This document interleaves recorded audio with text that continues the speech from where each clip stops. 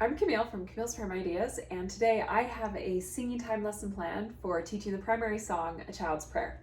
All right, so if you'll look behind me, you'll notice I have a flip chart here. I purchased this from the family Finch Family Games, but really any flip chart will do. If you want the link to this or one that's free, just make sure you check the link in the description.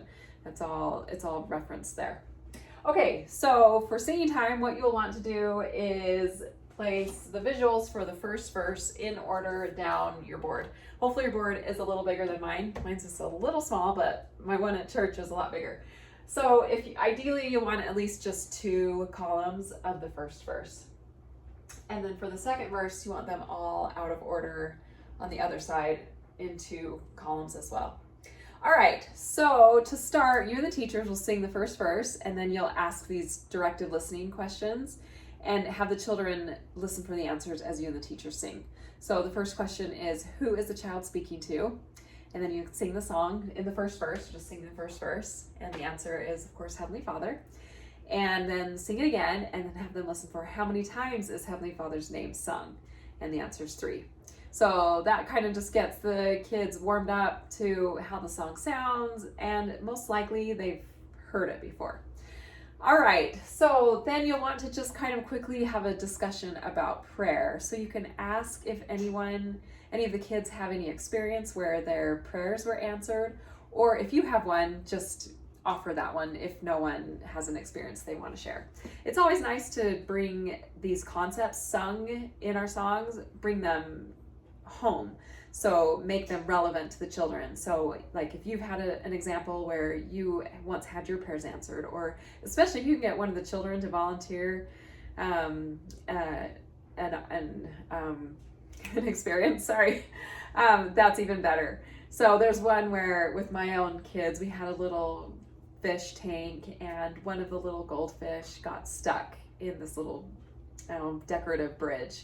And the fish was pretty beat up pretty bad, and he was probably not going to make it. We were just we just were telling my son, he was probably 5 or 6 at the time, and we were just telling him, well, maybe we can pray to Heavenly Father that, whatever outcome that's best for the fish will happen. And amazingly, that little fish survived, and it ended up being one of the last fish to die out of our fish tank. So anyway, I remember it being a real testament to my son that Heavenly Father does answer our prayers, no matter how small or great the need may be.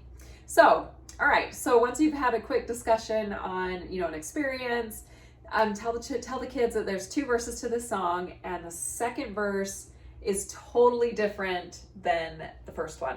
So this is called a double melody. You can tell them that or not.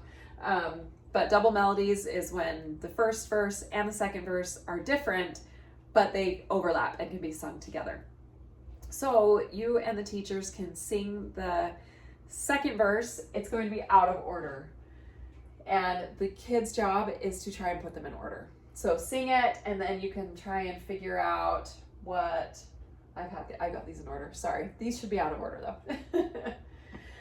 So the children can come or help you, as you sing, you're like, okay, what came first? Pray He is there. So you can move that to the first. All right.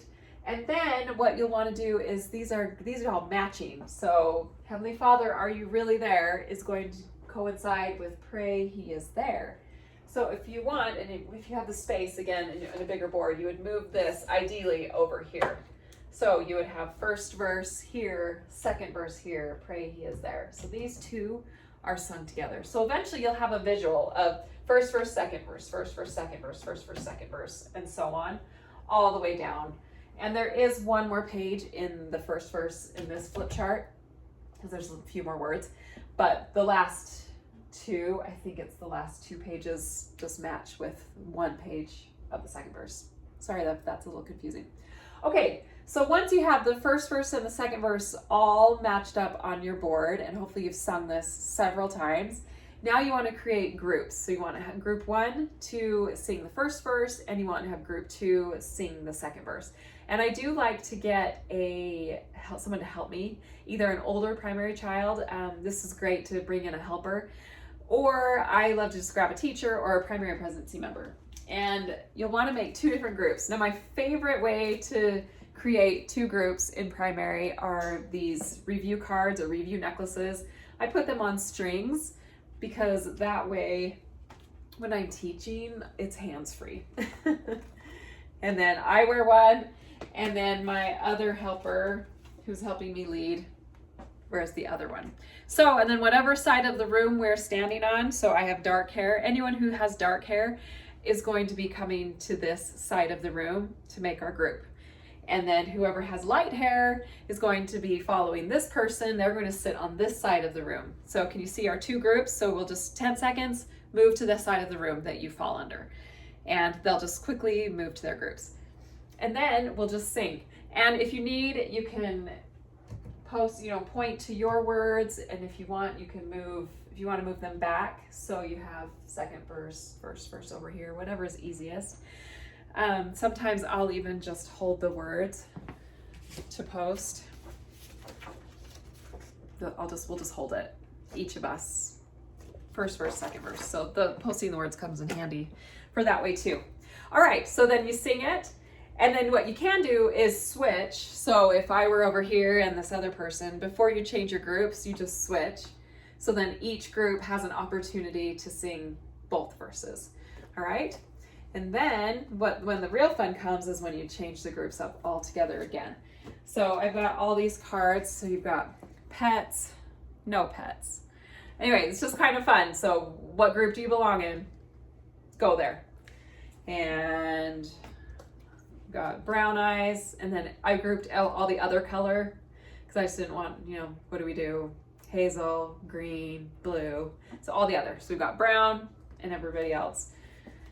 Then we got birthdays, January through June birthdays, and then we've got July through December. And we've got several cards here, and all these printables, again, are linked below. So that's just a really fun way to just review. It kind of keeps the kids moving back and forth. Yeah, it's really fun. Especially what I love is when you get one group that's really small and one group that's really big. And then you're like, oh man, I don't know if this small group's gonna be able to sing, because there's not very many kids, but maybe, and then you get this little small group that they're just singing their hearts out. It warms my heart. And usually I'll get a couple teachers to help me fill in where needed. I also have a bell chart if you want. This bell chart, again, it plays, I think it's it's chords. So this plays the chords, so you can sing first verse or second verse, and it works with both. So if you have time, throw in some bells. And you can repeat this song over and over again, and no one will ever get tired of it. So I hope that helps you teach singing time this week. I'd love it if you would like this video. Let me know that you find them helpful, and then especially let me know how singing time goes in the comments.